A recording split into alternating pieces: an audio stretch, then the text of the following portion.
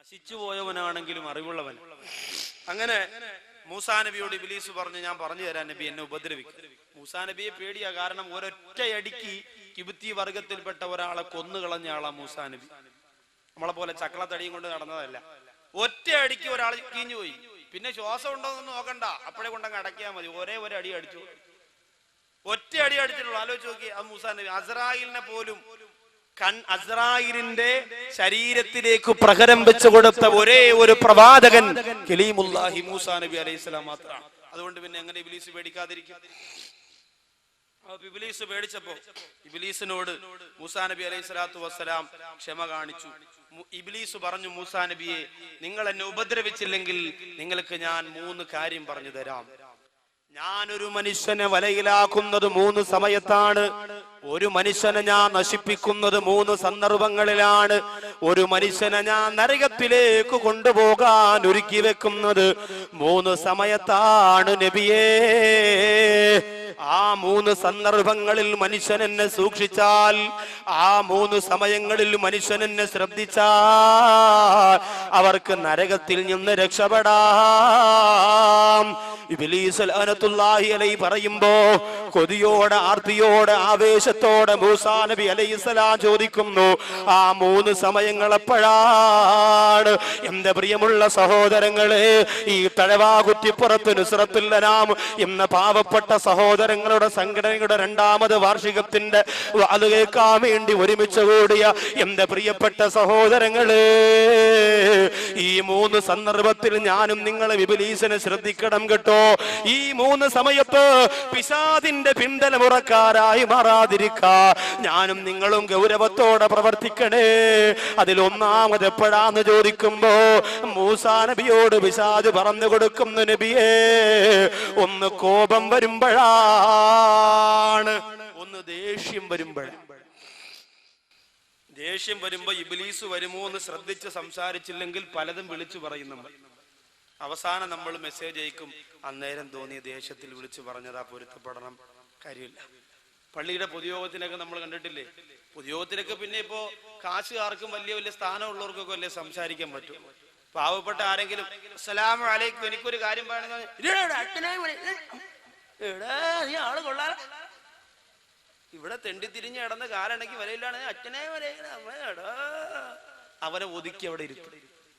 കാശുകാർക്ക് സംസാരിക്കാം. സാറ് പറയും, അപ്പൊ സാറ് സ്കൂളിൽ പോയിട്ടൊന്നുമില്ല, സാറിന് കുറച്ച് നോട്ട് പോക്കറ്റ് ഉണ്ട്, അതാണ് സാറ്.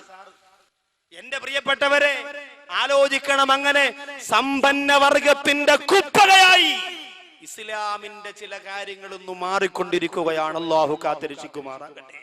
അപ്പോ ദേഷ്യം വരുമ്പോ നാം ശ്രദ്ധിച്ച് സംസാരിക്കില്ലെങ്കിൽ പ്രശ്നമാണ്. ഉമ്മയോട് ദേഷ്യം വരുമ്പോ എന്തെല്ലാം പറയും? ഉമ്മയോട് ദേഷ്യം വരുമ്പോ നമ്മൾ എന്തെല്ലാം പറയും? ശ്രദ്ധിക്കണം. അൽ ജന്നത്തു തഹ്ത അഖ്ദാമിൽ ഉമ്മഹാ, പ്രസവിക്കപ്പെട്ട മക്കളെ, നമുക്ക് അല്ലാഹു തരുന്ന സ്വർഗം ഉമ്മാടെ കാൽപാദത്തിന്റെ ചോട്ടിലാണ്. മറക്കാൻ പാടില്ല, ഉമ്മാടെ കാൽപാദത്തിന്റെ ചോട്ടിലാണ് നമുക്കുള്ള സ്വർഗം. അതുകൊണ്ട് ഉമ്മയോട് സംസാരിക്കുമ്പോ ദേഷ്യത്തോടെ സംസാരിക്കരുത്.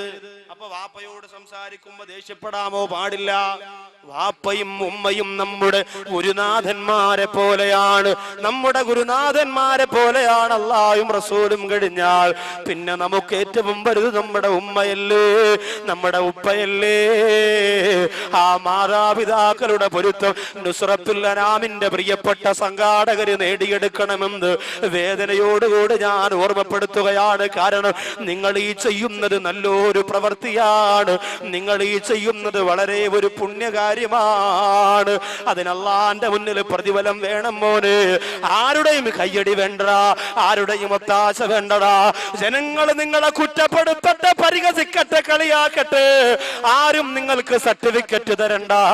അല്ലാഹുവിന്റെ കോടതിയിൽ ചെല്ലുമ്പോ യുദല്ലുഹുമുൽ മൗലാ, അല്ലാഹു അർശിന്റെ താഴെ ഒരുമിച്ച് കൂട്ടുന്ന യുവാക്കളുടെ കൂട്ടത്തില് എന്റെ പ്രിയപ്പെട്ട കൂട്ടുകാരെ, നിങ്ങൾ ഉണ്ടാവാനുള്ള കൊതിയോടുകൂടി ഞാൻ പറയുകയാണ്.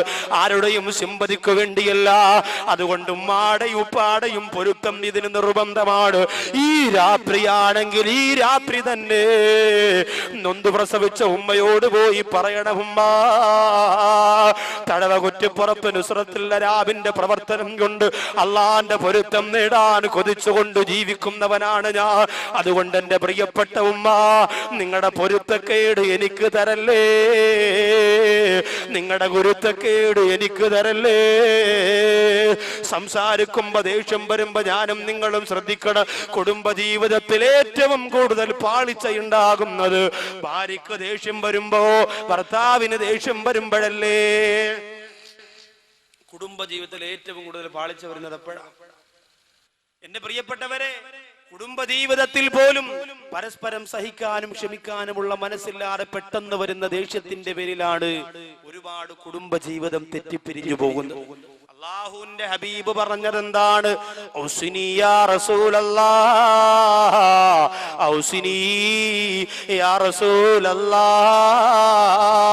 നബിയേ നല്ലൊരു കാര്യം കൊണ്ട് എന്നോട് വസിയത്ത് ചെയ്യണമെന്ന് പറഞ്ഞുകൊണ്ട് നബി തങ്ങളുടെ മുമ്പ് വന്നപ്പോ അല്ലാഹുവിന്റെ റസൂല് പറഞ്ഞു കൊടുത്തത് എന്താ? ലാ തഗ്ലബ്, ലാ തഗ്ലബ്, ലാ തഗ്ലബ്, നീ കോപിക്കല്ലേ, നീ കോപിക്കല്ലേ. 3 പ്രാവശ്യമാണ് പറഞ്ഞത്. പെട്ടെന്ന് വരുന്ന ദേഷ്യത്തെ പിടിച്ചു നിർത്തണേ. ദേഷ്യം വരുമ്പോഴാണ് പലതും പറഞ്ഞു പോകുന്നത്.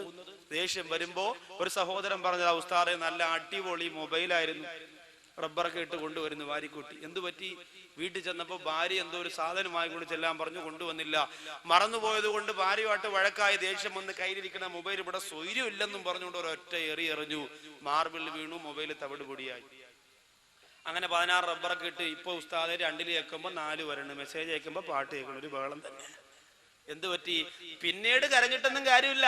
ദേഷ്യം വരുമ്പോ എന്തെല്ലാം ചെയ്യും നമ്മൾ, എന്തെല്ലാം ചെയ്യും? ചീത്ത വിളിക്കും, മക്കളെ ശകാരിക്കും, മക്കളെ ഉപദ്രവിക്കും, ഭാര്യയെ ഉപദ്രവിക്കും, പ്രിയപ്പെട്ടവരുടെ മുടിക്കുത്തിന് പിടിച്ചു ചുവരിലേക്ക് ഇടുക്കി വെക്കും. റസൂലുള്ള പറയുന്നു, ലാ തഗ്ലബ്, നിങ്ങൾക്ക് ദേഷ്യം വരാൻ പാടില്ല, കോപിക്കാൻ പാടില്ല. ഇനി അങ്ങനെ ദേഷ്യം വന്നാൽ നിൽക്കുമ്പോഴാണ് ദേഷ്യം വരുന്നതെങ്കിൽ ഇരിക്കണം, ഇരിക്കുമ്പോഴാണ് ദേഷ്യം വരുന്നതെങ്കിൽ കിടക്കണം, കിടക്കുമ്പോഴാണ് കിടന്നിട്ടും ദേഷ്യം പോകുന്നില്ലെങ്കിൽ പോയി വുളു എടുക്കണമെന്നാണ്. ശരീരം പിന്നെ ചൂടായി നിൽക്കുമ്പോഴാണ് ദേഷ്യം വരിക. അതുകൊണ്ട് എന്ത് ചെയ്യണം? ആ ശരീരത്തെ നമ്മൾ എന്ത് ചെയ്യണം? പിടിച്ച് നിയന്ത്രിച്ച് വെള്ളമൊക്കെ ഒഴിച്ച് തണുപ്പിക്കണം. എഞ്ചിൻ ചൂടായ പിന്നെ വെള്ളം ഒഴിച്ചു കൊടുക്കണം. ഇത്തിരി നേരം ഒന്ന് സമാധാനമായിട്ട് എവിടെയെങ്കിലും കൊണ്ട് കിടത്തണം, അല്ലെങ്കിൽ സംഭവമൊക്കെ പൊട്ടിത്തെറിക്കും. പൊതുയോഗത്തിനൊക്കെ ചൂടായി, ഞാനിവിടെ എന്റെ വാപ്പാരെ കവറാണ് ഇവിടെ ആദ്യം വെട്ടിയുണ്ട് ചാടി എഴുന്നേക്കുമ്പോ നീ അവിടെ ഇരിയുടെ ശുക്കൂറ ഇരിയുടെ ഇരുത്തമ്പ് ദേഷ്യം കുറച്ച് തീരും. ഇരുത്തണം പിടിച്ച് ഇരുത്തിയിട്ടവ ഇരിക്കണില്ല, കസേര കിടന്ന് ഓ. ഉടനെ മോദിമാരെ പറഞ്ഞ് മോട്ടർ എടുത്തിട്ട് വെള്ളം അങ്ങനെ ഹോ. അപ്പോഴത്തടക്കും ഭർത്താവ് ദേഷ്യപ്പെടുമ്പോ ഭാര്യ എന്ത് ചെയ്യണം? പൈപ്പ് എടുത്തോണ്ട് വന്നിട്ട് വെള്ളം അങ്ങനെ കൊടുത്തിട്ട് ഇരിക്കും, please sit on yeah husband എന്ന് പറയണം. കസേര ഇട്ടെടുത്ത് ദൂരോട്ട് നിന്ന് പറയണല്ലേ, കസേര വണ്ടയ്ക്ക് അടിച്ചിട്ട് ഇറങ്ങി പോകുക. അപ്പൊ ദേഷ്യം നമുക്ക് വന്നാൽ വലിയ പാടാണ്. ഇത് പിശാച് കൊണ്ടുവരുന്നതാണ്. ഒന്നാമത്തെ സമയം വിശദീകരിക്കാൻ നേരമില്ല. ഒന്നാമത്തെ സമയം പിശാച് ഒന്നാമത് വരുന്നത് ദേഷ്യം വരുമ്പോഴാണ്. രണ്ടാമതെപ്പോഴാണ്? കരീമുല്ലാഹി മൂസാ നബിയോട് ഇബ്ലീസ് ലഅനത്തുല്ലാഹി അലൈഹി പറഞ്ഞു കൊടുക്കുന്നു, നബിയേ രണ്ടാമതെപ്പോഴാണ് ഞാൻ മനുഷ്യ മനസ്സിലേക്ക് കടന്നു വരുന്നതെന്നറിയോ? അന്യ സ്ത്രീയും അന്യ പുരുഷനും ഒറ്റയ്ക്കാകുമ്പോഴാണ്. അന്യ സ്ത്രീയും അന്യ പുരുഷനും ഒറ്റയ്ക്ക് എവിടെയെങ്കിലും ഇരുന്നാൽ കസേരയിട്ട് ഞാനും പോയിരിക്കും. എന്നിട്ട് പറയും, സംസാരിയുടെ വെറുതെ കിട്ടിയ അവസരമില്ല. അപ്പൊ എവിടാ വീട്? അങ്ങനെ തുടങ്ങും. ഇബ്ലീസ് മധ്യത്തിരുന്നുകൊണ്ട് ഇവരുടെ കാര്യങ്ങൾ ഭംഗിയാക്കി കൊടുക്കും. എത്രയോ സ്ഥലത്ത് അങ്ങനെ നടക്കുന്നു. ഇന്ന് ഇബ്ലീസ് അന്യ സ്ത്രീക്കും അന്യ പുരുഷനും വേണ്ടിയിട്ട് വർക്ക് ചെയ്യുന്നത് മൊബൈലിന്റെ രൂപത്തിലാണ്.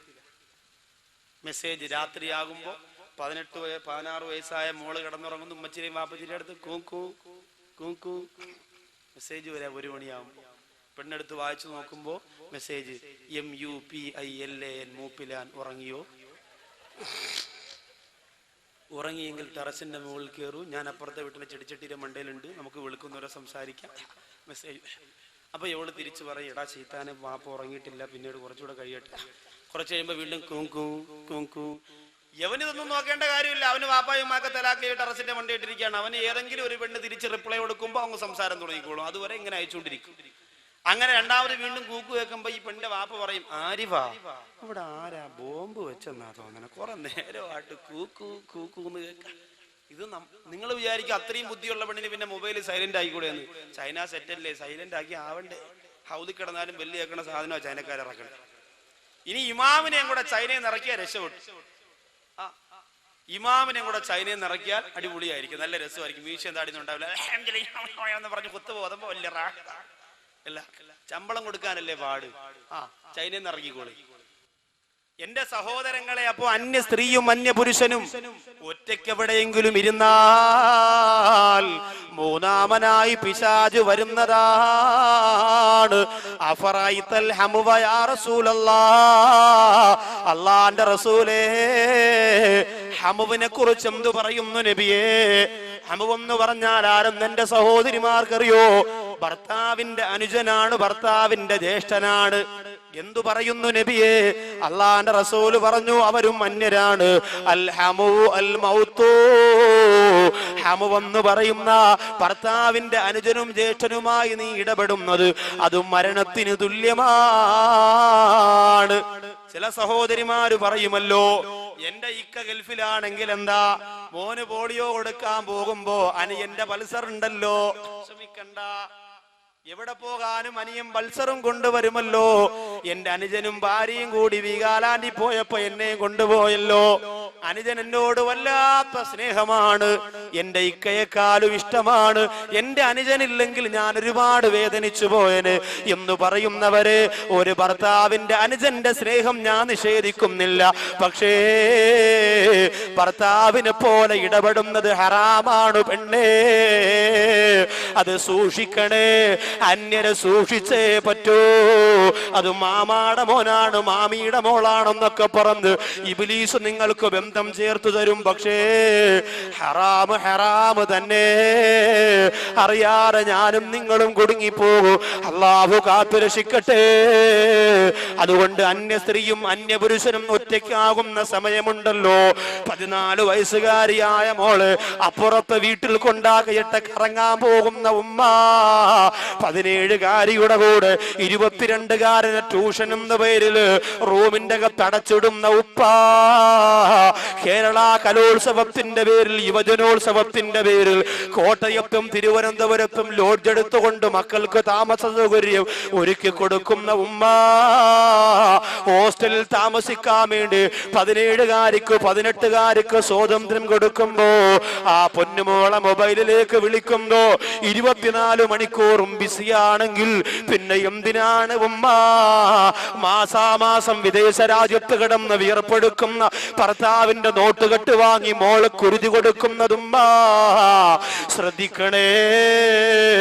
അന്യ സ്ത്രീയും അന്യ പുരുഷനും എവിടെ ഒറ്റയ്ക്കാകുമോ അവിടെ ഞാനുണ്ട് നബിയേ, അവരെ നശിപ്പിക്കാൻ ഞാനുണ്ട് നബിയേ. ഇതാണ് രണ്ടാമത് ഞാൻ വരുന്നതെന്ന് പറയുമ്പോ, മൂന്നാമത് എപ്പോഴാണെന്ന് ചോദിക്കുമ്പോ ഇബ്ലീസ് ലഅനത്തുല്ലാഹി അലൈഹി നബി തങ്ങളോട് പറയുന്നു, മൂസാ നബിയേ, മൂന്നാമത് എന്നെ ശ്രദ്ധിക്കാനുള്ളത് ഒരാള് സ്വതക്ക കൊടുക്കാൻ തീരുമാനിക്കുമ്പോഴാണ്. ഒരാള് സ്വതക്ക കൊടുക്കാൻ തീരുമാനിക്കുമ്പോ പെട്ടെന്ന് ഇബ്ലീസ് വന്നിട്ട് പറയും, അത്രയും കൊടുക്കണോ? 2 ദിവസം താമസിച്ചാൽ അതിന്റെ നേർ പകുതിയാകും, 3 ദിവസം താമസിച്ചാൽ 1/4 ഭാഗമാവും, 4ന്റെ അന്ന് 50 രൂപ കൊണ്ട് കൊടുത്ത് പോട്ടെ അസ്സലാമു അലൈക്കും.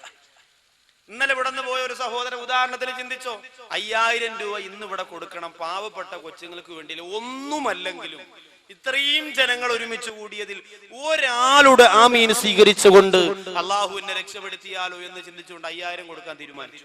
വീട്ടിൽ പോയപ്പോ ഭാര്യ പറഞ്ഞു, പിന്നെ വല്ലതും കൊടുക്കണ്ടേ, പാവം, നല്ല പരിപാടിയാണ്, അതുകൊണ്ട് നമ്മുടെ വകയായിട്ട് എന്തേലും പാവപ്പെട്ട കുഞ്ഞുങ്ങളൊക്കെ നിക്കാഹിപ്പിക്കാനല്ലേ, നമുക്കും ഇല്ലേ 3 മക്കള്. ഇതൊക്കെ പറയുമ്പോ ഭർത്താവ് പറയാം, 5000 രൂപ കൊടുക്കണം.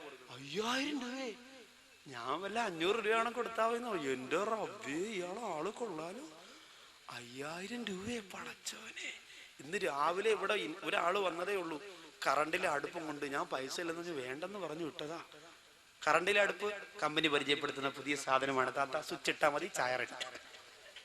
താത്ത പറയും, ഇന്ന് നോക്കട്ടെ, ഒരു ഗ്ലാസ് ചായ ഇട്ട് കുടിച്ച് താത്ത പറയും, പൈസ ഇല്ല.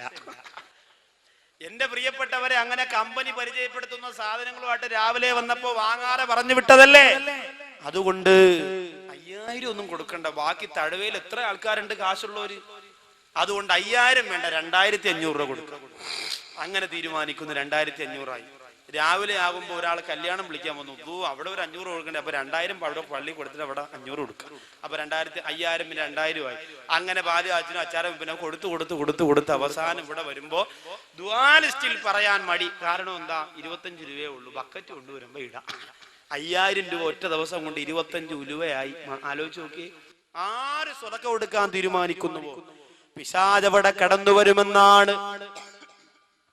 എന്നിട്ട് ആ പിശാച പൈസയെ കുറച്ചു കൊണ്ടുവരും. കാരണം എന്തെന്നറിയോ? അസ്സദഖത്തു റദ്ദുൽ ബലാ.